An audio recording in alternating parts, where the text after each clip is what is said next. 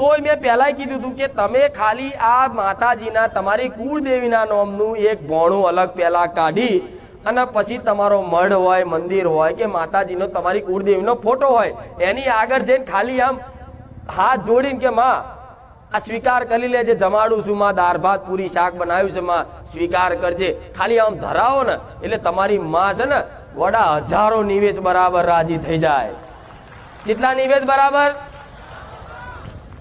અત્યાર સુધી તમારા વડવાઓએ બધી હાથ પેઢીથી નિવેદ કર્યા છે ને, મોટી મોટી પલ્લીઓ ભરીને, એમાં જેટલો એનો અમીનો ઓળકાર નહીં આવ્યો હોય ને એટલો આ સમયગાળામાં ખાલી મારા સાનિધ્યમાં આવે છે ને દીકરાએ ખાલી આટલો ભાવ જગાડી દીધો ને તે હાથ પેઢીના નિવેદ એક સેકન્ડમાં પહોંચી જાય. હું એ મેળવી છું.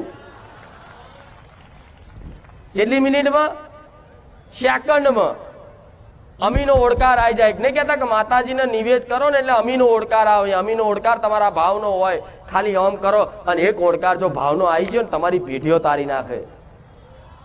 વડા કોઈ દુઃખ ના રહેવા દે તમારા ઘરમાં.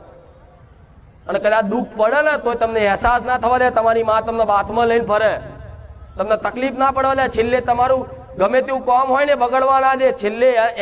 છેલ્લી ઘડીએ એન્ડ ઘડીએ તે તમારું કામ કરી જાય, છૂપે છોને, એનું નામ માં કહેવાય.